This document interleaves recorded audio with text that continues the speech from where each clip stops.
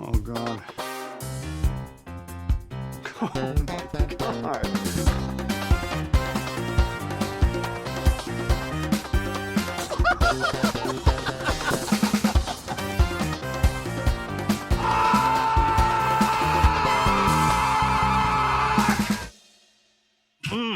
Well, I'm really happy to have you guys here.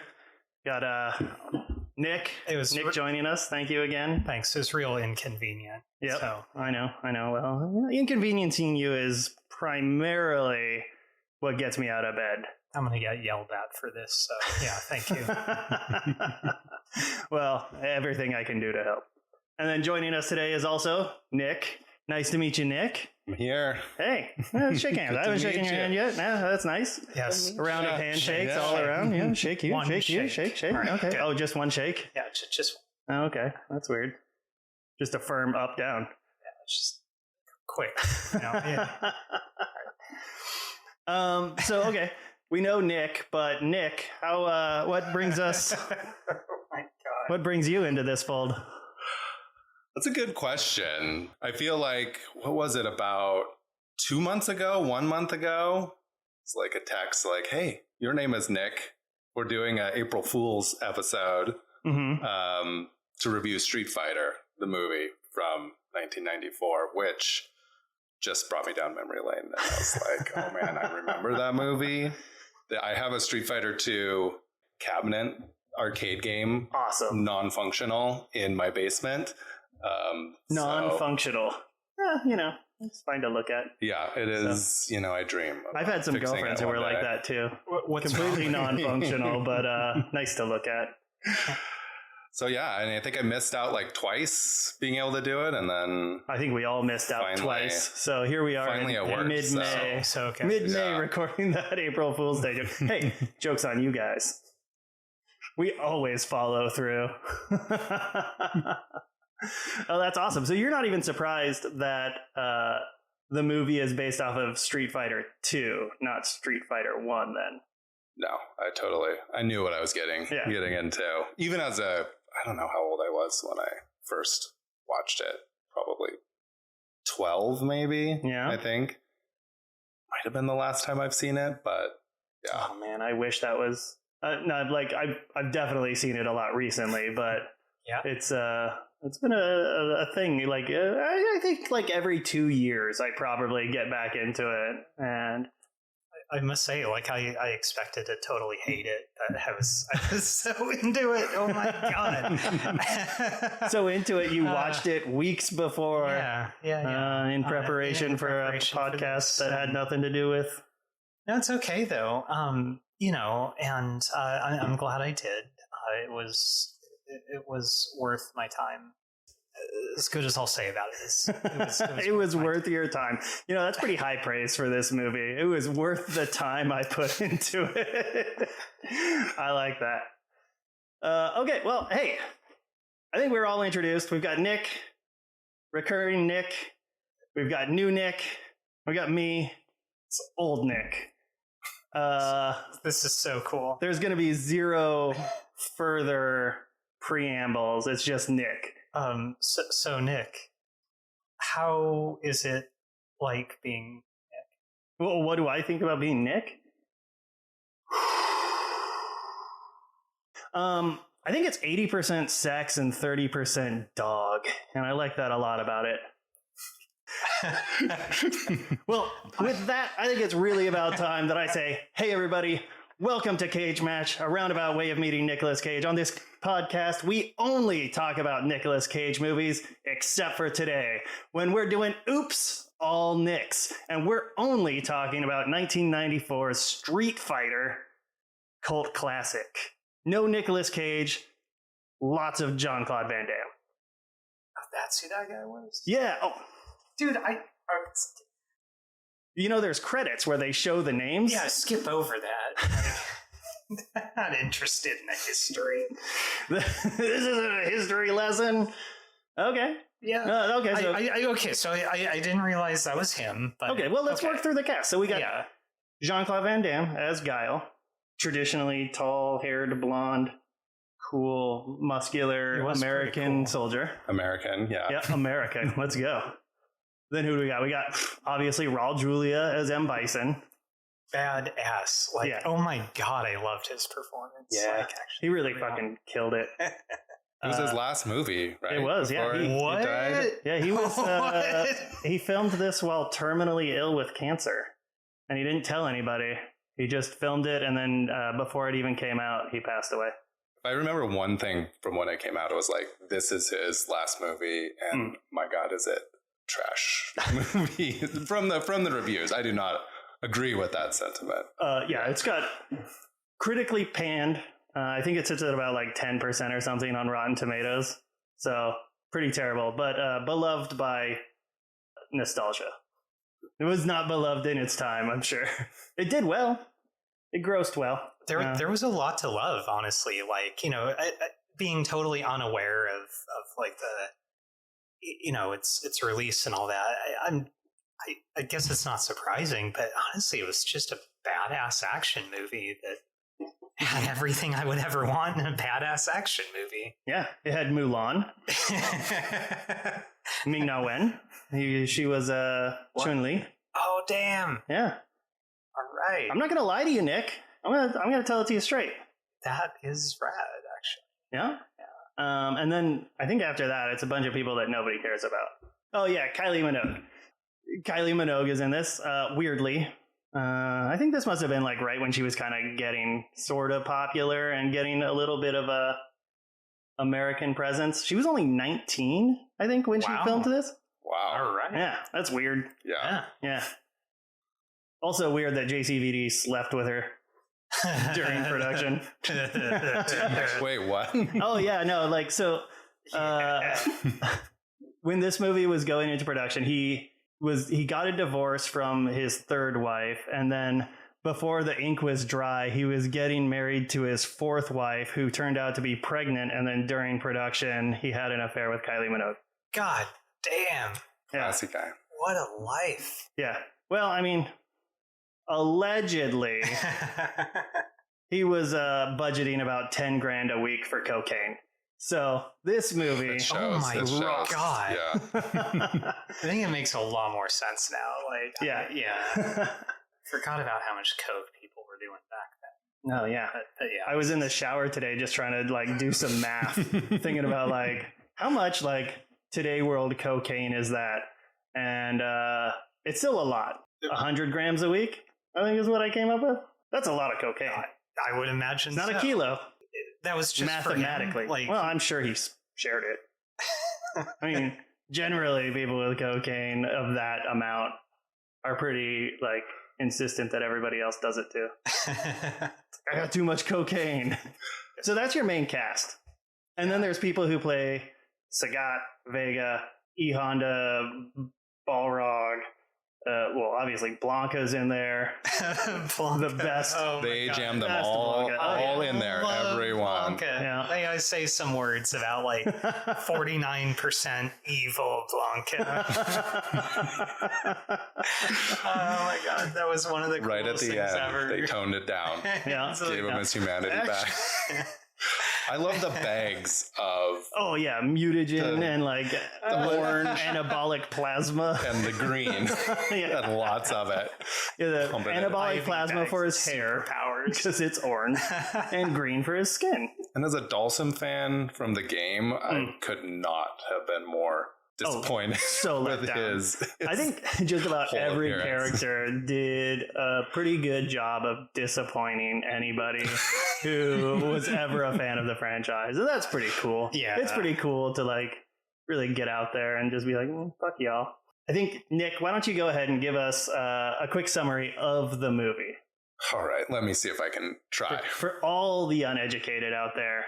M. Bison has taken over a South Asian country called. Do you guys remember what it was called? Oh, Shadaloo. Shadaloo. Yeah, Shadaloo. So that's actually in Street Fighter lore. We're gonna do lore. The criminal organization that M. Bison runs. So it's Hold up, is there actually lore to Street Fighter? a weirdly absurd amount. Oh my God. Like if you go Okay. back and like look at lore, like the character biographies, sometimes it's like, oh, this person was a failed boxer. And then the next one is like, this person was a ninja whose second father was killed in the mountains of this and that. It's like a paragraph. It's like, and then this person is a pool cleaner. And it's like, Wow. yeah, very inconsistent. I guess I realized as someone who played the game a lot as a kid that as characters came out as being like evil or good, I was just genuinely surprised. Like, I was like, oh, Vega, bad. E Honda, good. Blanca kind of in the middle. I was like, Yeah, the original like bads were what Bison, Sagat, those are the ones I Vega, knew, and Dalsim Seemed wasn't bad. but God, there was somebody else I can't remember now though. And Ryu and Ken, not douchebags as they kind of were. They were good. in the movie. Yeah. No. in written canon, Ryu and Ken were not hustlers who were trying to scam major terrorist With Nerf cabals. guns. Yeah, with tennis ball guns. Did they find meaning in the end, though, or whatever? Yeah, well, I doubt it. I bet they went on to like do shittier scams. They probably just scammed the U.S. government, which is the safest way to get money. Okay, so one thing I have been wondering about this movie, and if you know the cast, I'm curious about the voiceover lady for like the computer, like it's like the like in the game. In this movie. In this movie, it's one of my favorite parts. Is like when she's all like danger, increasing, blah blah blah, and it's all just standard warning things. It's like it seems like a normal job, and then one of her lines is all like hostage pit opening. And then it's like, wait, what? Where am I working again? Okay. Somebody's in the voiceover booth just recording these, and they're like, and there's a whole self-destruct sequence one, and it's all like, I guess as long as I'm being paid, but. Yeah, this is way before you had TikTok AI voice to cover these things for you. Yeah, and so I just kind of wonder who was that person. I don't know. Let's see if it is uncovered in Nick's summary. It's not. I'm not. Definitely not. Yeah. So I forgot. Shadaloo is being opposed by a kind of quasi UN led by Colonel Guile. Really hopped up on cocaine just right from the get-go. Comes in, shows his muscle with his really stellar American flag tattoo, and tells Bison to shove it. And are you ready for another interruption? Yes. So there were days that Jean-Claude wouldn't just go on set, and his excuse was he was pumping his muscles. Like, I'm not coming out right now. I'm pumping my muscles. What? Cocaine! This guy is freaking nuts. Oh my God. All right. So we got Guile's muscles. Hella pumped. We've got like a spunky, dedicated reporter for International News Corp, Chun-Li, getting the story. And apparently, I don't know if we're jumping ahead, but apparently they had instant chemistry that I only became like aware of at the very end of the movie when, Kyle and Chun-Li, like... I don't think they had anything between them. It caught me completely until it was off written guard. at Then the all of a sudden, end, at the end, they I really like that because like throughout the whole movie, Cammy's just like throwing herself. Yeah, and then Cammy's just like, she weeps at the end, and he's like, "No, I'm sorry, Chun-Li. No, I'm in love like with there you." was tear gas on the escape. Yeah. No, I'm just dropping it in Chung-Li. So it's Chung-Li and her crack reporting her crew. team, like her whole news team of Balrog and E Honda, Hawaiian E Honda. I mean, it's what a great crew. Why the Hawaiian choice? I like whenever you could mismatch the because another big part of Street Fighter is like you take a plane and it goes to a different part of the world, and you're like, oh, I'm in Japan. E Honda is a sumo wrestler, and they're like, no, let's go. Yeah, let's go Hawaii. Hawaiian guy. Hawaii for this guy, and And I can't even remember what was their backstory. They were all individually wronged by Bison. Oh yeah, I think that's as deep as it gets. Some way. I think Chung Li's the only one who gave it more than a sentence. Everybody else was like, "Ooh, I got beef." Yeah, it's a line. Like street beef. So yeah, and what does Bison want? $20 billion. The astounding oh my God. amount of $20 billion. Totally forgot about that. I love that he wants $20 billion, but then like he's explaining to DJ in like a scene shortly later where it's like I'm going to pay you in bison bucks because each bison buck is going to be worth more than £5 once I've kidnapped their queen and forced them to. So it's like, what's the $20 billion going to be worth? Well, so, I was thinking about that, but, as you're operating your own government, you do need various foreign currencies so that you can maintain a viable exchange. And I know as a future like dictator wannabe, you have looked into this. Yeah. So like it does actually make sense that he does need various world currencies in order to establish his reign of terror. Post gold standard. In the nation state of Bisonopolis. God. I would live there though. It looked cool, man. And honestly, it had a sweet, sinister skull with wings kind of building.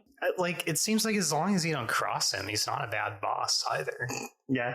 I mean, he's got that smoking jacket and the nighttime, like, velour dictator hat that goes with it. Oh, that's pretty sweet. Yeah, the casual dictator hat.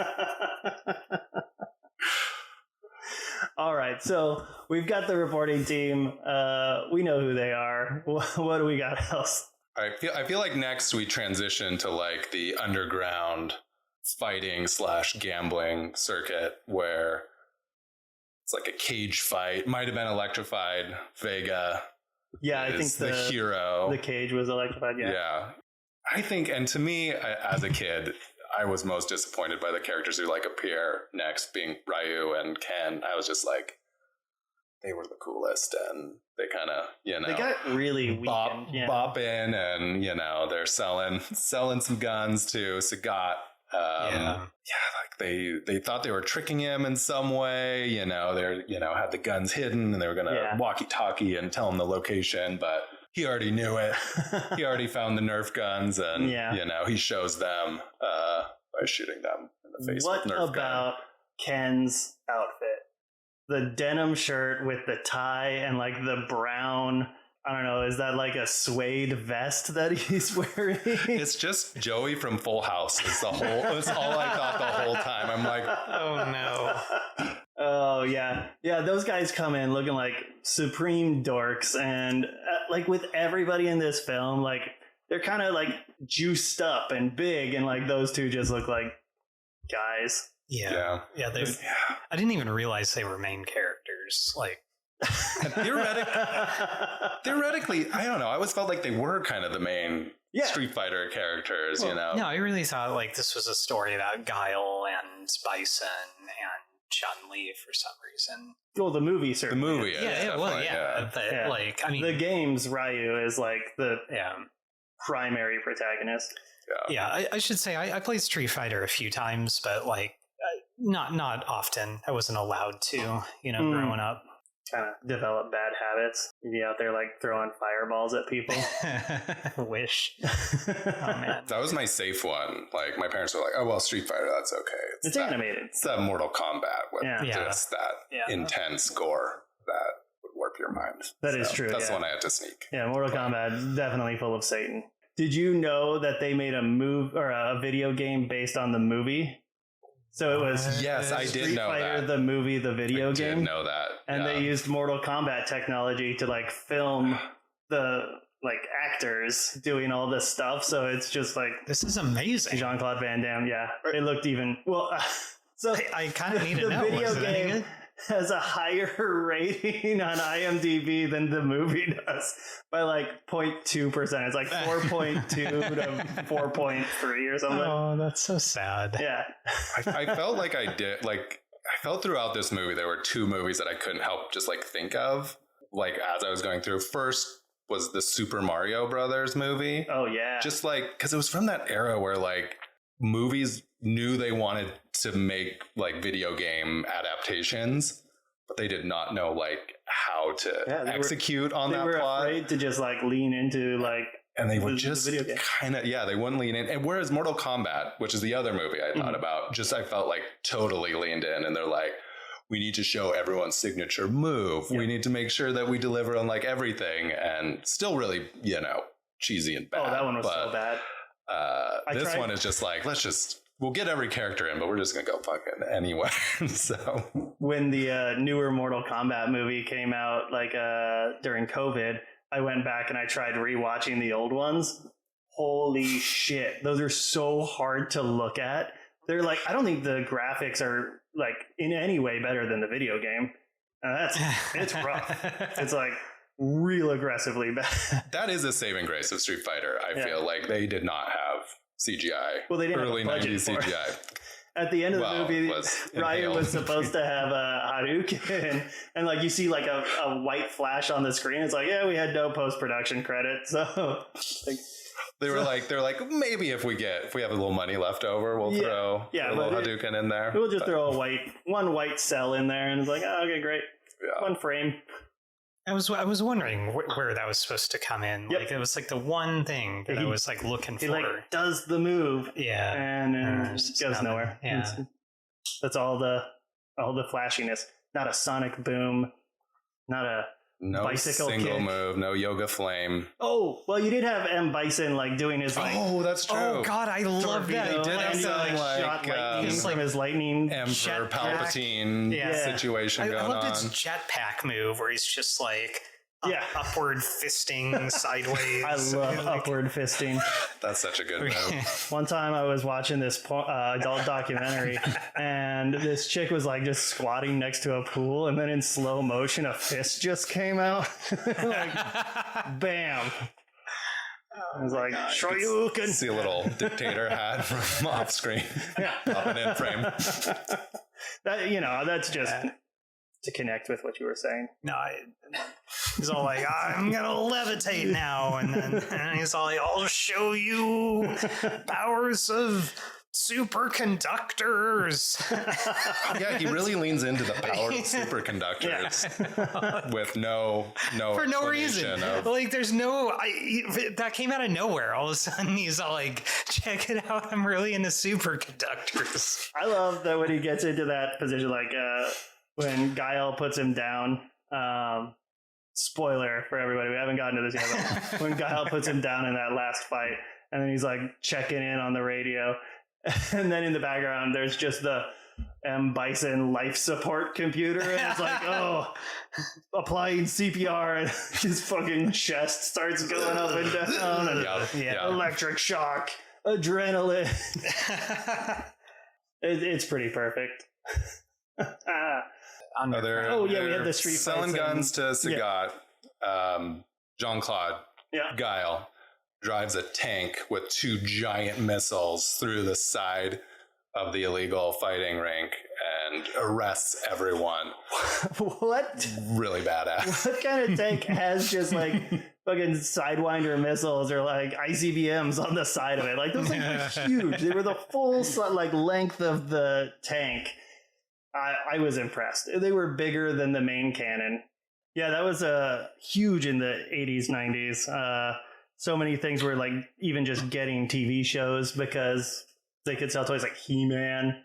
Totally tracks, but I didn't even just think of how the aesthetic of it was. Street Sharks was a great one. I'd buy so many Street Shark toys if I found them right now.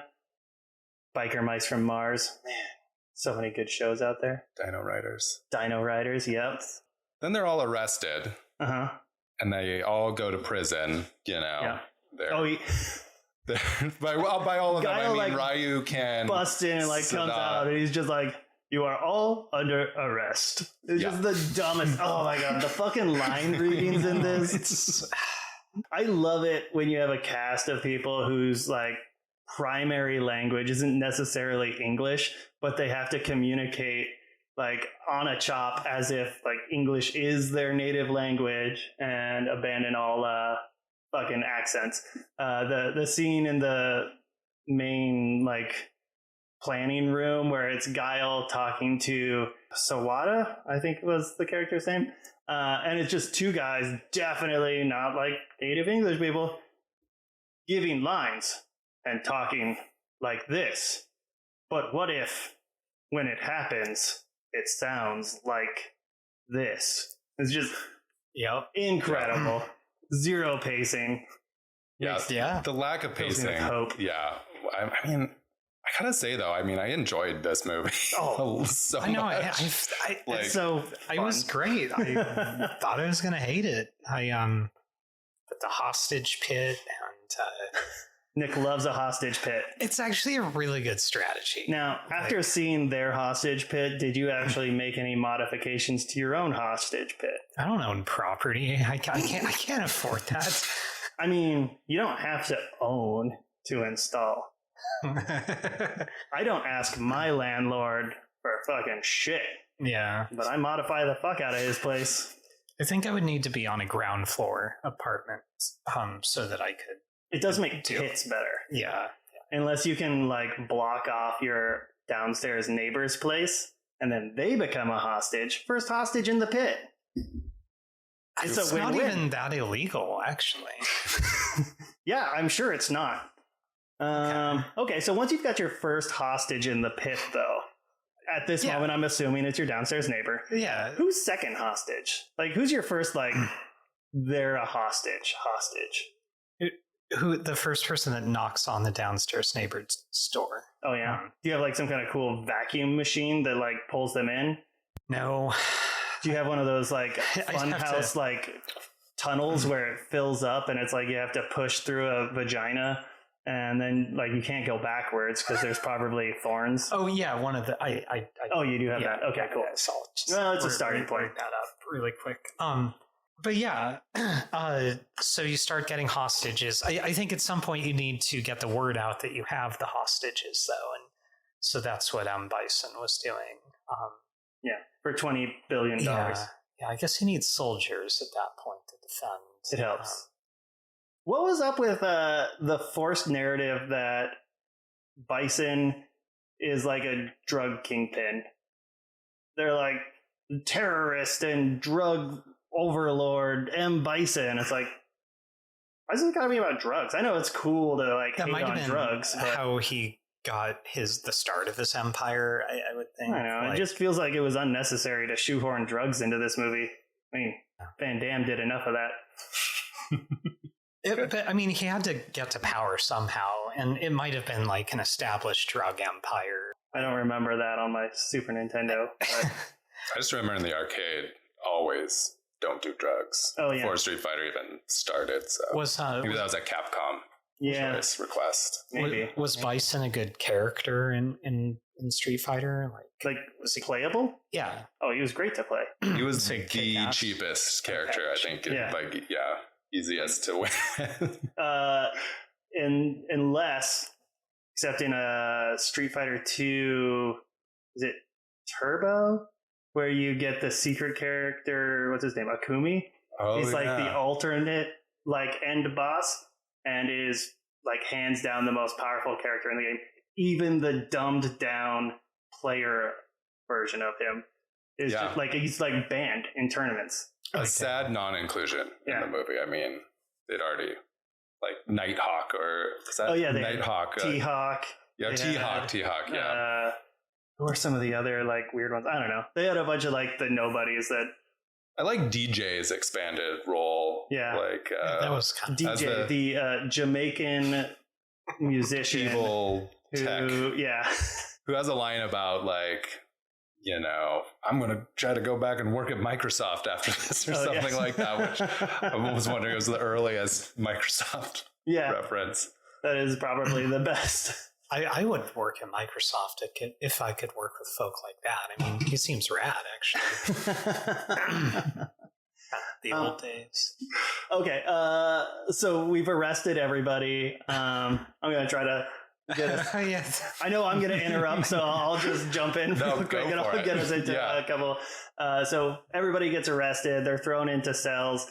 At this point, Chun-Li breaks in to figure out where this other like homing beacon is coming from. And oh my God, it's Guile in the morgue. Oh wait, no, I jumped some stuff. So they hire Ken and Ryu to get themselves shoehorned in or like forced into Sagat's crew.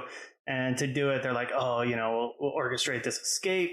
They don't tell you any of this. You'll shoot Guile, and they'll be like so overwhelmed with joy that you're in, and then you'll help give us the bad guys. So all that happens. Guile's in a morgue. Chun-Li shows up, and it's like, oh, you're still alive. And he's like, I wouldn't give you an interview when I was alive. Why would I do it when I'm dead? Pan to the camera. Such a stupid scene. God, I hated that one. Well, you got to develop that chemistry. Yeah. Scene by scene. So. And then Guile's like, get her out of here, and some soldiers take her away. From there, we go to like the Sagat Bison world. I really liked this area because Bison chooses to celebrate everything that's going on by having some kind of weird terrorist carnival where it's just people so like good. selling guns and shit out front, and then you've got like a Cirque du Soleil thing happening inside. It seemed like a cool party, honestly. Yeah. I mean, Oh my God. yeah, Just really. all the fucking gun runners get together and watch an aerialist. Cool. That's a lot of fun. I would hang out with, Bison. He would have won me over on that shit. I mean, he won you over well before.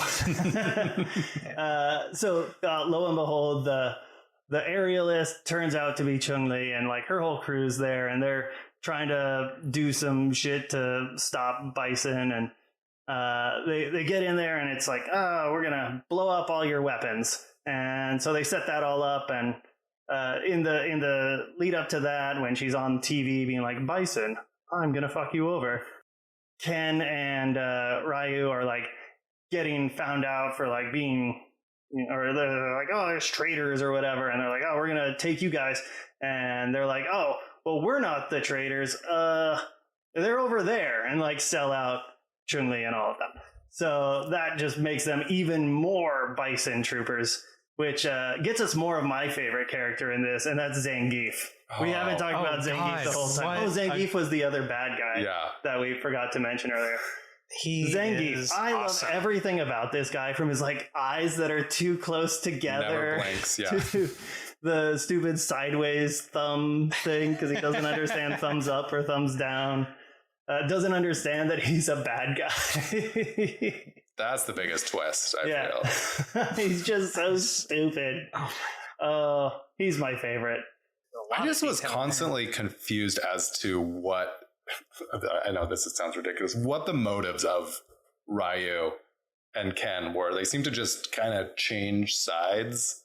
And I couldn't tell if they were like being sneaky, like, oh, like, let's just like get in their good graces more by selling out. I think they Chun-Li and E Honda and they mentioned whoever. something about like losing their passports or something. I'm trying to remember. Oh yeah, they keep. Guile keeps like kept withholding their passports. passports. Yeah. Which I mean, like, whatever. At that point. Yeah. It's like, yeah. no, I think they were definitely trying to keep from getting killed. So they were just doing whatever they could to not get found out. Yeah. And then also like repeatedly going back and be like, hey guys, we're still cool, right? Like they go into, after this, try to break out E Honda and Balrog, and then they get choked out, and there's funny miscommunication with choking. And Remember at this point, my I watched this 2 nights ago. My daughter Margot, 9-year-old, like, she likes to run downstairs, if she knows we're watching a movie, especially one that she considered to be violent. And she got to see a lot of shooting. She was very excited about it. But then she's kind of sitting there bored, and like Chun-Li strikes M. Bison in some way that's like somewhat hurtful to him by like blowing something up. And she was like, oh my God, I've been waiting so long for them to blow up a car. And they finally did it. Yeah, And, that must be when they blew up all those... But I still can't remember what strike did Chun-Li inflict upon M. Bison. Just blew up some bombs or blew something up all like of that. his they put a bomb in their circus truck and rolled it down and blew up all of the weapons he was trying to sell. Yeah. Oh yeah.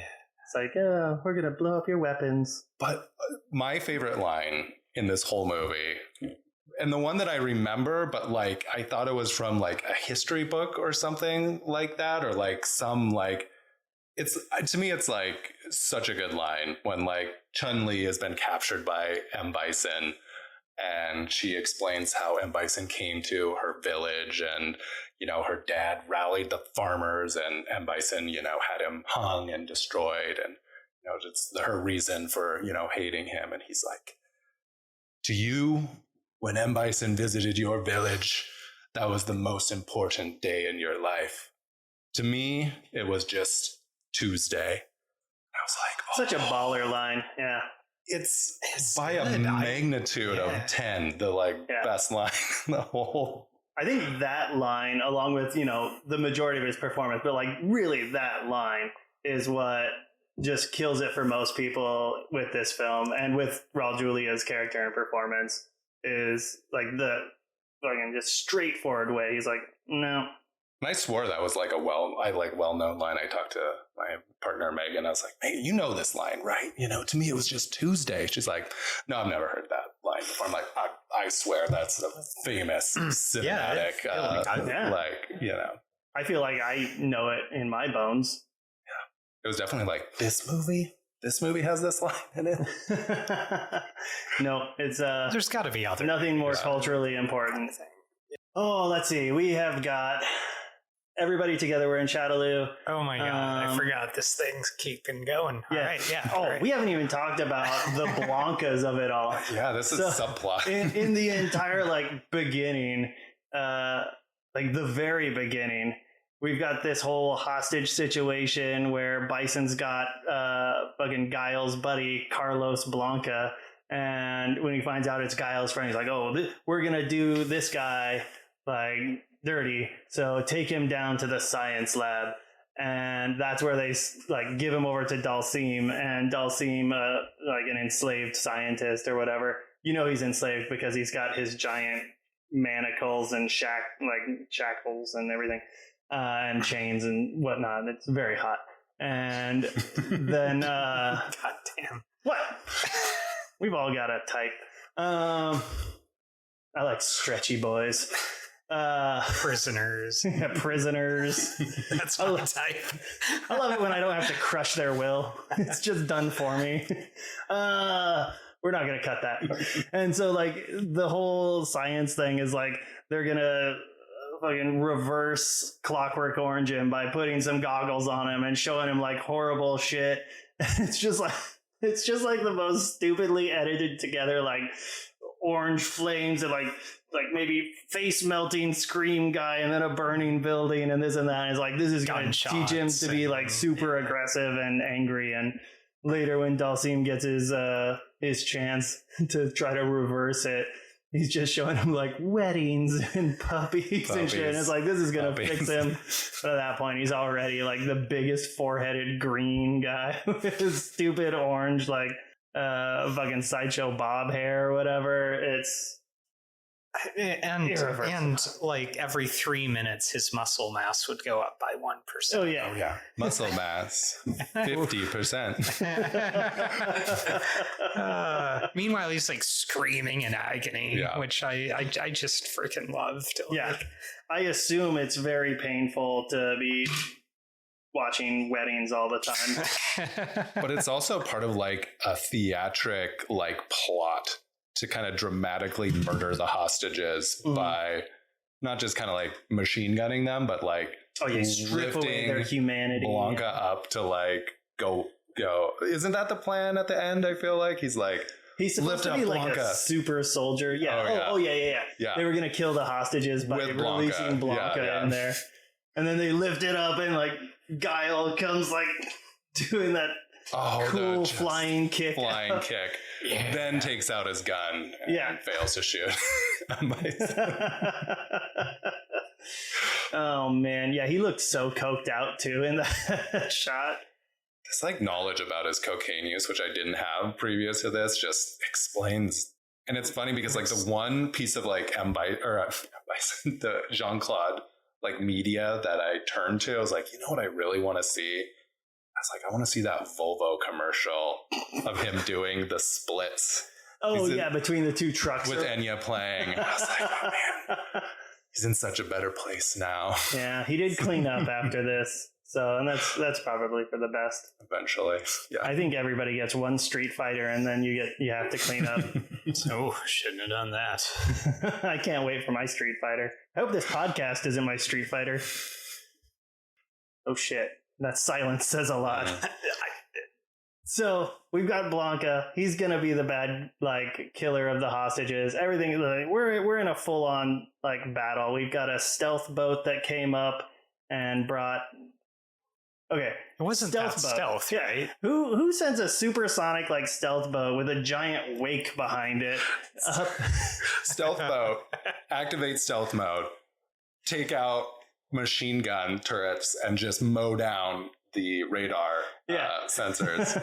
Not like, in any way like discreet. No, it's like, why do you need to take out all the radar if you're stealthed? That should be doing it for you. I'm sorry, can we back up a little bit? Because, like, I want to say this happens after my favorite scene of this entire thing, and it's where, like, you got, like, the AN representative, the political guy. The dork. The dork. And he's all like, you gotta tell your men we struck a deal, and, you know, the war's off. And then Guile is all like, you know, fuck you, man, I'm going rogue. I'm taking my band of soldiers, and we're gonna disregard all the chain of command shit, and like he just got fired, so like there's no chain of command for him. We're gonna do our own thing, and I just absolutely love the idea of just bands of soldiers going rogue and doing whatever they want. I mean, that's really, and they try to promote this as a good thing, like we're fighting for justice. Yeah. Like, meanwhile, full anarchy. I love that later when the dork's on the phone with his boss, and he's like, are there any soldiers left? And he's like, some. And it's just a cook sitting there. I'd hang out with boiling shoes or whatever. That's where I'd rather be, frankly. I'm not going into war. No way, man. Not even if you could ride in a stealth boat? So, you know, they had the stealth boat added in later on because Thailand refused to let them have airspace. So they weren't allowed to fly planes for an aerial assault. So they're like, I don't know, fucking stealth boat? I guess. Okay, stealth boat. Did you guys pick up on the arcade machine the controls that M. Bison used to slowly release, like, water mines to blow up the stealth boat? That was so awesome. That was a nice touch. Yeah, it was a nice nod. I liked that a lot. So we get full on assault. We get Chung-Li fighting Bison at some point, I think, but it's mostly Guile. This is really the Guile Bison showdown. It happens on platforms. I really like when Guile's up on that platform and like all those Bison soldiers show up, and he like just pulls out his knife and they all back away, and he's like, yeah, I'm real fucking tough. And it's like, no, he's got a bunch of soldiers behind him. And it's like, you really thought they were afraid of you with a single knife, a fixed blade knife? Awesome. Cocaine. That was such a stupid scene, though, because like up until that moment, like everything you did was totally badass. Yeah. Badass but goofy as fuck. Yeah. Like, I think everything has a little shine of goofiness on it in this movie. And that, kind of the charm of it all. It's like, it's a bad movie, but it's done knowing that it's not great, I think. So then he starts going on about superconductors for no reason. So we have a fight, and then it gets scientific, and in the end, everything explodes. Yeah, wait. So what is this? Self-destruct? Yeah, there's a self-destruct. So Bison self-destructs everything? Because I kind of forget. No, it's in the fight. Here. Somebody gets knocked over onto the controller, I think, and it just... Really? Yeah, remember there was the plunger that brought them up to like yellow alert.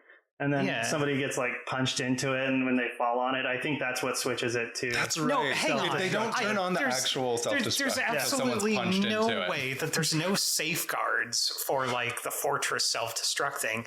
You know how like you got like the two keys on either side of the console that are too far apart. Not necessary. Not two for keys this. Comes after you've had $20 billion to invest in a second keyhole. God freaking dang it. 2 keys of cocaine. Yeah. That's a really fast self-destruct thing. Like, well, I mean, it did give them a lot of time.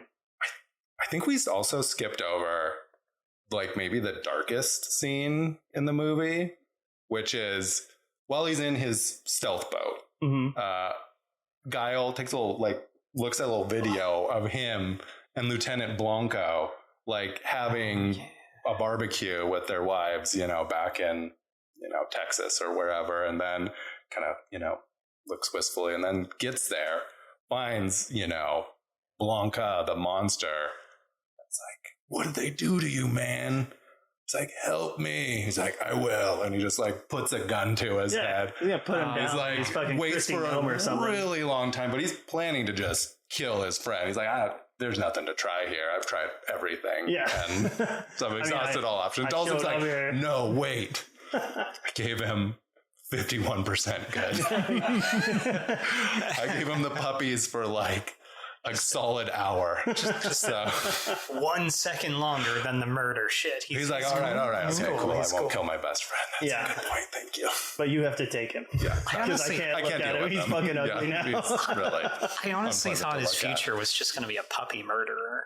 Oh, yeah. He has capacity for good and evil. Like, okay. If we ever get Street Fighter, the movie 2.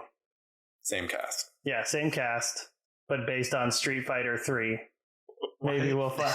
Well, because this one was based on Street Fighter 2. Street Fighter the movie based on Street Fighter 2 the game. Okay. So Street Fighter 2 the movie has to be based on like 3, 4? What's different in 3? I don't remember. I mean, 2 is the best one. Yeah. So kind of the only. It's the only one I know. Yeah. Because it also had like 7 different like releases. It was... Yeah, the versions just sprinkling in a new character here and there, but like nothing else really changed. Maybe a couple graphics updates, but yeah. So he attempts to just fucking murk Blanca and gets shut down by Dhalsim. Did we even ever see? Yeah, Dhalsim does stretch at one point, right? No, does he? No, he did not have a single stretch. I thought he had a stretch. I thought that was some. I didn't even know he was an actual.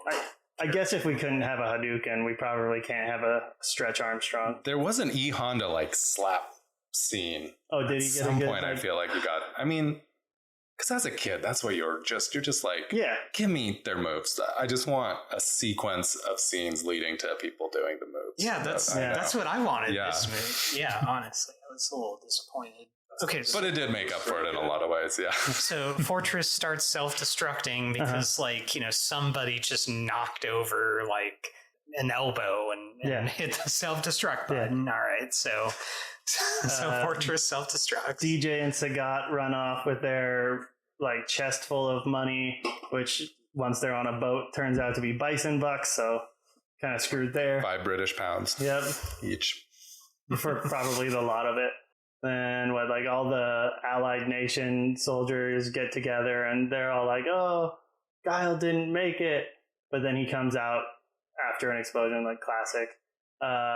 Cammy was crying because she's horny and nobody else cared. I think they hugged. And then they all like posed. They went, oh my God. That was so ridiculous. Yeah. They really did hit that pose at the end. They really did. Did you see the after credits scene? At some point probably, but I haven't cared. Like, you got Amazon switched me off immediately and started playing Major Pain. Yeah, you got Major Pain. That's what it suggested would be the best. This one was so freaking stupid, and I absolutely love it. So like, okay, credits roll, and then you meet like some like underground ruins, basically just absolute rubble, and then it's like basically a very slow powering on of Bison systems. It's all like, and then it starts rejuvenating him, doing the whole thing, and then he's all like, I'm back online, what do I do now? And then it's like it shows his options on the computer screen, and it's like file open, save, undo, world domination. Oh my god, I freaking love that. That is good. It is a crime there was no sequel. Yeah, afterwards. I mean, boy, that's rough. Like, even if there was enough hype about this movie to get a sequel, just like knowing, well, you just teased that there could be more Bison, but there can be no Bison. Yeah.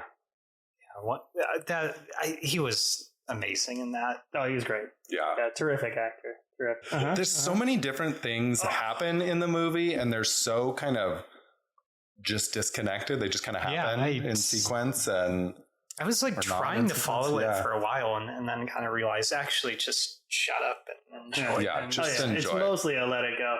There's some weird things that are in this film that like I notice and like would have to like kind of look up. Like in the Bison Chung-Li cocktail scene, when it pans across this room and there's that clown dictator painting, it's like a direct like homage to Gacy's Pogo the Clown, the way it's painted, but in M. Bison clothing. Oh, damn. Just, that's weird.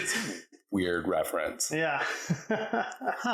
I enjoy that Bison is an ableist and makes fun of Sagat's missing eye. I really... Yeah, he went hard. Yeah, he's like a real dickhead. Yeah. He's like, oh, you didn't see that? Yeah. But it's so mean. It's like, you didn't see it. It's like really driving it home. Yeah. And I mean, like, I could justify this, but like in watching, it's like, why the fuck is there a giant bell inside of Bison's command center? Like twice they throw somebody into it, so you get the like head gonging sound. It's like, okay, sure, it was a temple once upon a time, but it's like, that's fucking weird. Yeah, like if I was setting up a like command center, that's a lot of real estate. I'd get that out of here. Question though, what was the floating platform for? I mean, it seemed like they spent a lot of money on that floating platform, and I don't know if it had a reason other than to kind of... I think it was just really into superconductors. Yeah. Floating. Superconductors, it is true. really cool. I think he was getting a little sidetracked from his world domination thing, and it was like, you know what I bet I could do? I bet I could make superconductors work. And make me fly. I don't know. I figure like if you're going to be... top tier dictator and world dominator, you need something to kind of like set you apart early on. And like, what's better than floating above your troops and yelling down at them with your joystick commands and everything? I mean, look at everybody else who's ever had it. Eggman or Professor whatever from Sonic. He had a floating platform. He did. He had a floating platform. Koopa had a floating platform. Yeah. Emperor Palpatine, floating platform. Everybody in the Senate did. But really, I do like to lord over people, so I see the appeal. Exactly. That's float over a hostage pit. Yeah. It feels good. It feels good. You want some food down there? Yeah, just drop it on them. Like sprinkles like they're pigeons. Pigeons who've had their flight feathers clipped. You guys, you know how much it made? And you know how much? I don't know shit about any of this. They fucking made this movie for $35 million. What? It seems like a lot. It does seem like a lot. Much money. $35,1994. That's a poor choice on their part. It did gross, like globally, 99.4. So it pulled in a lot of money. Nobody liked it, but it made a lot of money. Which you kind of like, I guess, made everybody believe that, we can make movies about comic books and video games and all these other little franchises. Like, there's a market out there. When did the Mortal Kombat movie come out? In really, like, was this same year or like 1 year later? So this was the impetus, the inciting incident. That's pretty cool. Is this actually like the first video game movie or something? Probably not like the first, but it was the first like big one that I can remember. Or Mario? Like, when did Mario? Oh, Mario came out later. Okay.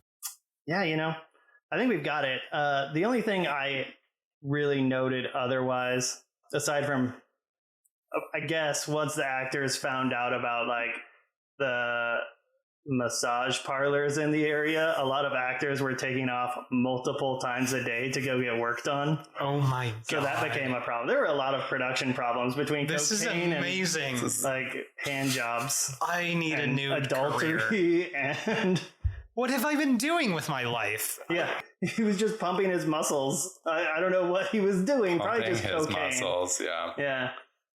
Cocaine, whacking off, Kylie Minogue. I mean, take your pick.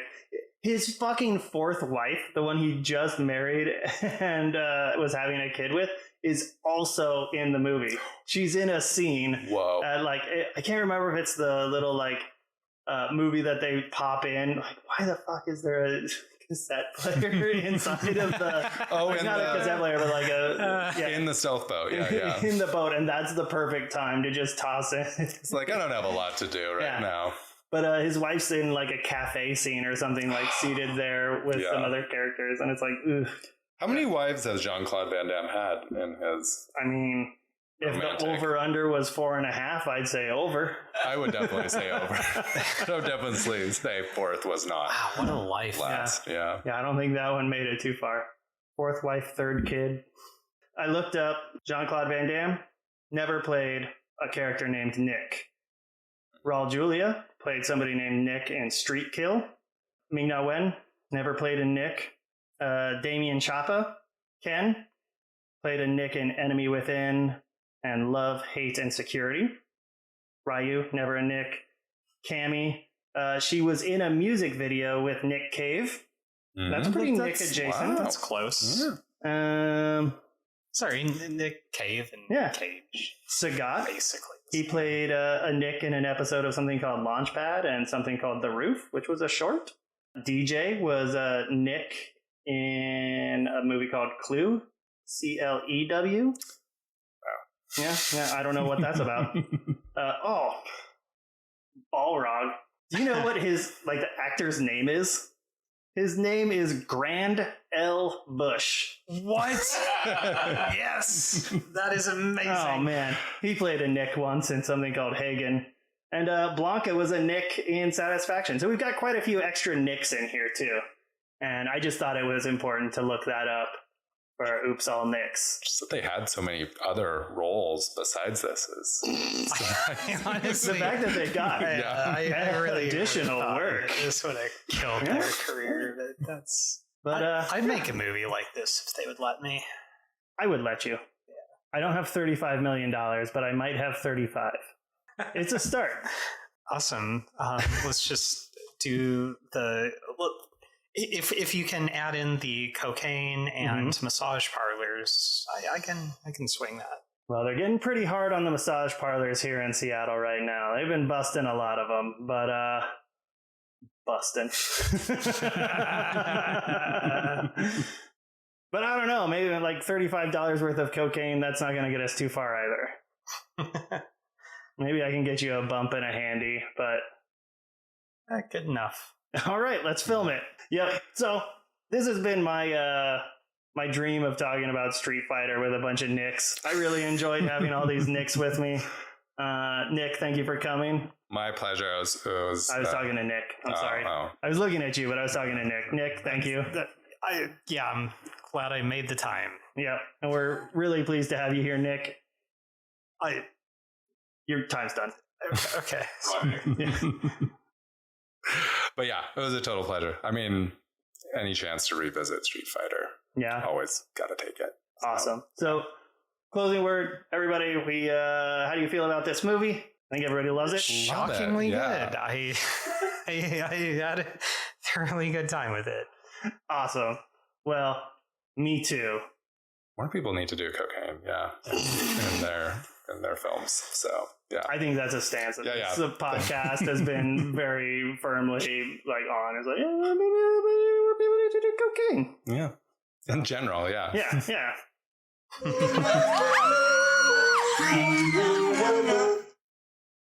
Bye.